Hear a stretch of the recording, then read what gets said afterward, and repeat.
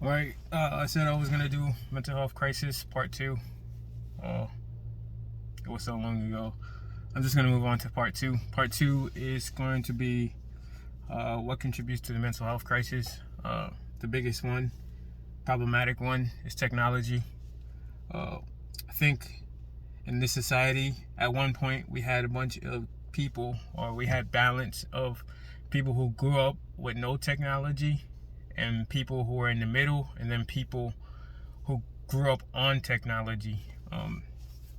Over time, obviously, this generation shrinks and it just moves down. So the majority of people are born now have been brought up on technology. So how is technology affecting us? One, it's dumbing us down. We have a dependency on it. We can't do things without it. Simple things.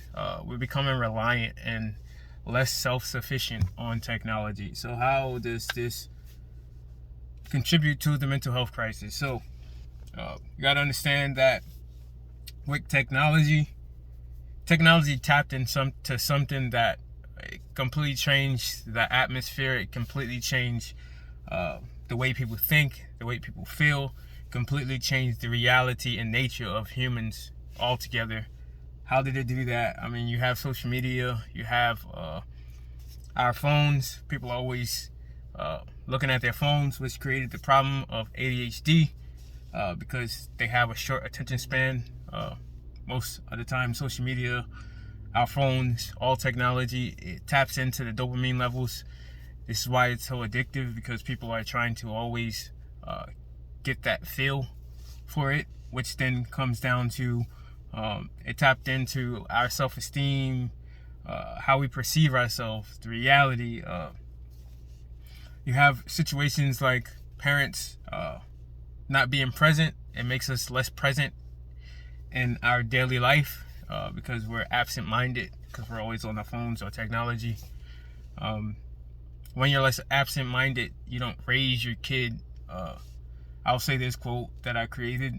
People wonder why parents who are always distracted by their phone have kids who grow up to seek attention, and it's because they never got that attention from their parent. The thing that they see or they perceive their parent giving their attention to is that device, and we wonder why they grow up addicted to this, or addicted to seeking attention, or addicted to the validation of people, or trying to seek validation from others. This is what technology has done. It has simultaneously gave people a false sense of happiness through social media, a false sense of reality through social media, through their online presence. And it's almost like as if people are living in a reality show. It's almost as if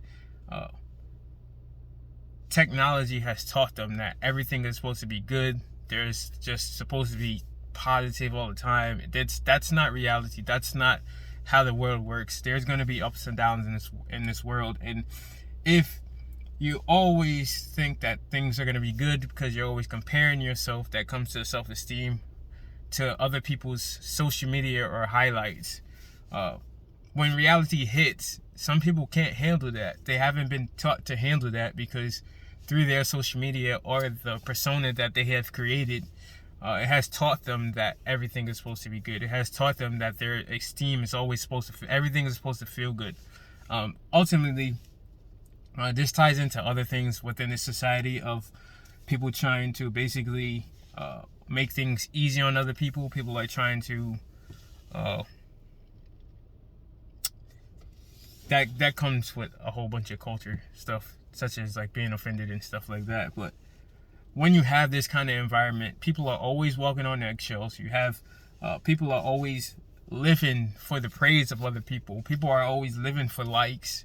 People are sacrificing their self-worth, their value, for the opinions of others. And that's just a bad place to be when there is a majority of people doing that.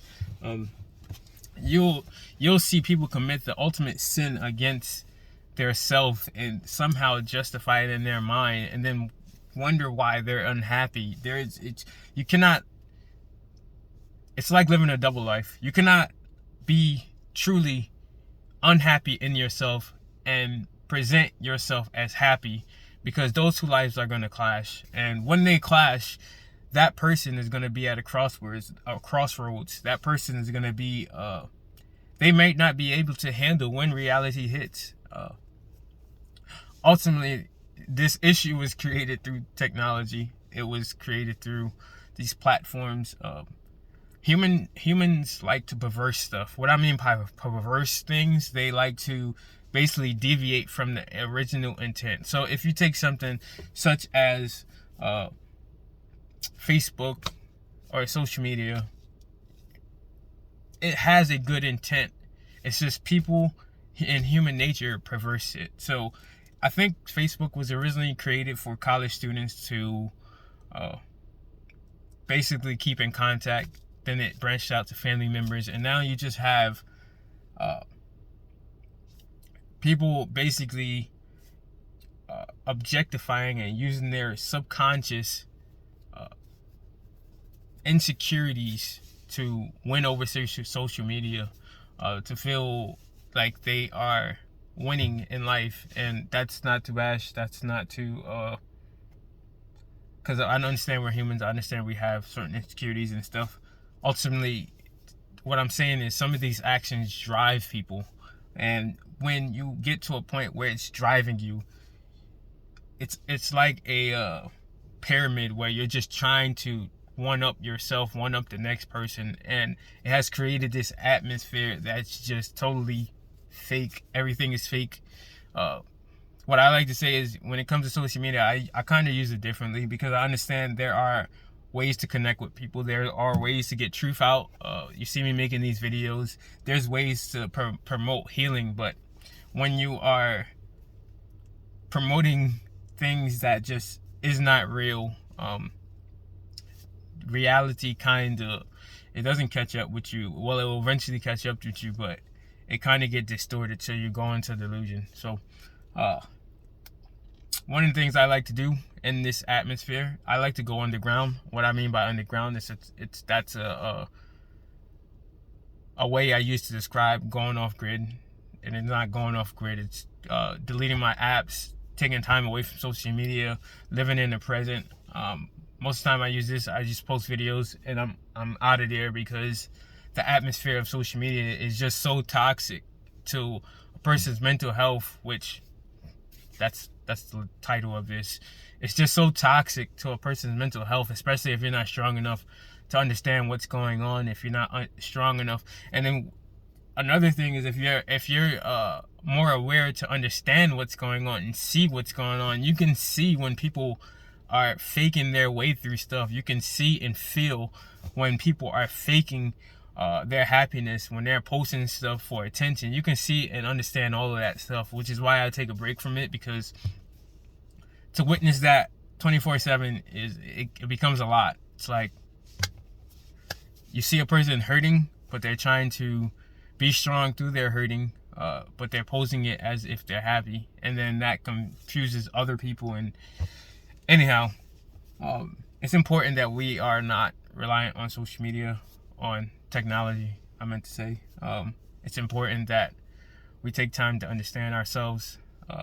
It's important for us to take inner journeys, so that these lessons that we would have understood had not been for technology.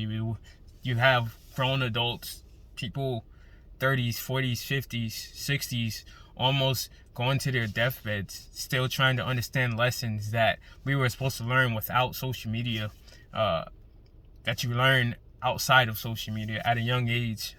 Things like your value, your self-worth, understanding yourself, self-awareness, being conscious of your choices, the repercussions of your choices. And when you have a generation that has been built on social media, that reality gets distorted. So I do encourage you to take a break from social media. Dopamine detox, some people call it, which is basically lessening the stimulation that you receive, which stimulation acts on your dopamine levels. But that's pretty much the video I want to do, how technology affects our mental health. It is very important that we start tackling all aspects of the mental health crisis. First one was food. Now this one is technology. I have another one that's going to be the spiritual, which a lot of people are unaware of spiritual because they have yet to pass that first level, as I spoke in my other video, the physical. They have yet to pass the physical, so they can't even get to the spiritual to understand exactly what is going on, because that's exactly what's going on. The spiritual war is happening. It's here, present. If you are buying into these movements, if you are unaware of what these movements are doing, I encourage you to do research. I'm not going to sit here and throw it out of what each movement is, because we now have a culture where if you say certain things, there will be backlash for that. So I'm not even going to jump into that. I'm just going to say most of the movements are paid for by certain people. They're pushed by certain people. And you have to question. You have to use critical thinking skills to understand why is this stuff being pushed. Now, I'm going to leave you with this. I was watching Wonder Woman. Good movie. Wonder Woman was looking for Ares. Ares is the god of war. So Ares in physical form died in that movie. But Ares, being a spirit, Ares was a god. So in spirit, Ares influenced a scientist and influenced that scientist to go on to create a bunch of, they're actually creating, I forget what the gas is called. The gas, I think it was mustard gas.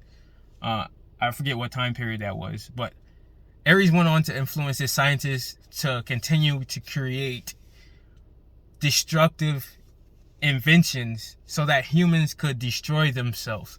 If you don't think that is possible, just look at what I just said and look at everything that I'm saying and add it all up, put it together, compare it. So, once again, in Wonder Woman, Ares was a god back in the Amazonian days. Wonder Woman was born. When Wonder Woman was born, she had basically a truth whip, and she was always trying to prepare for the war with Ares. Ares died before she was born. However, when Ares came back to life, he wouldn't come back to life in physical form. He came back to life in spirit form. He was alive the whole time. He was just influencing the scientists that was on Earth. Ares wanted to create war within the human beings. If you don't think that's prevalent, spiritual people will understand exactly what I'm saying. That this is exactly what's happening on this earth. The spiritual war is basically they're trying to divide and conquer, and while also having the humans destroy themselves. This is why they are against life. This is why they are against God, or whoever you want to call God, universe. I understand we have different beliefs, but essentially that's what's going on in the spiritual war. War. Excuse me, war. I'll leave you with that. So that's the APF truth.